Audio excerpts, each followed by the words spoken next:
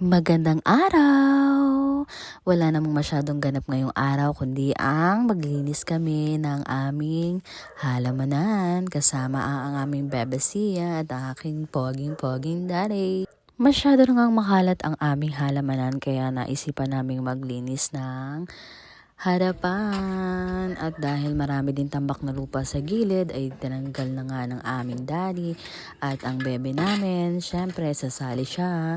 Hindi yan papayag na hindi magkukulikot, kaya operation dilig ng mga halaman. Kung di ako nagkakamali ay last time na nalinis namin to ay last year pa. At parang gusto ko kasing ibalik yung dating magandang harapan na maraming halaman. That's why I decided to clean it up. At syempre masarap sa pakiramdam yung malinis yung harapan. Syempre ipapasok yung press kung hangin. At saka bala kong lagyan ng table ulit ang harapan.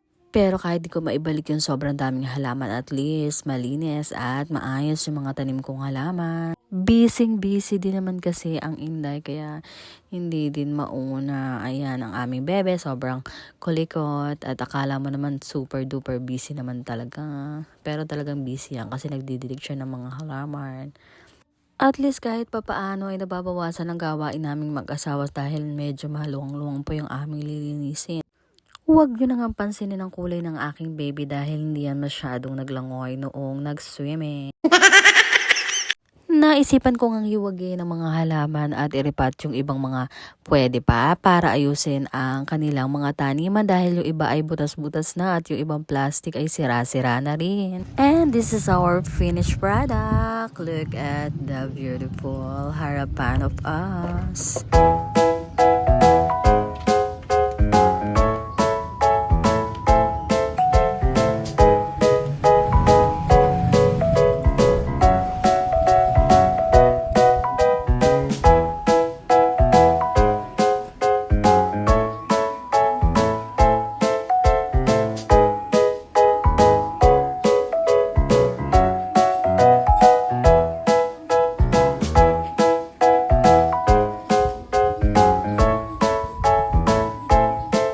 At pagdating nga ng gabi ay may tinapos pa kaming project ni baby na dapat ay isasabit na sa Friday. Ang aking may daddy nga ang aking pinag-ayos dahil siya lang naman ang medyo artistic din dito sa family. Sabi ko nga minsan lang naman siya gumawa ng project ni baby kaya lubos-lubosin na niya.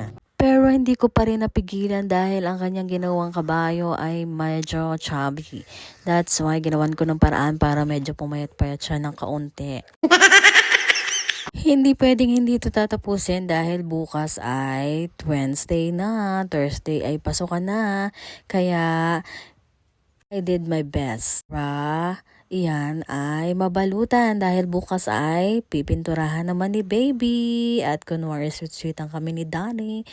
And that's all for today. Bukas ulit. Bye-bye!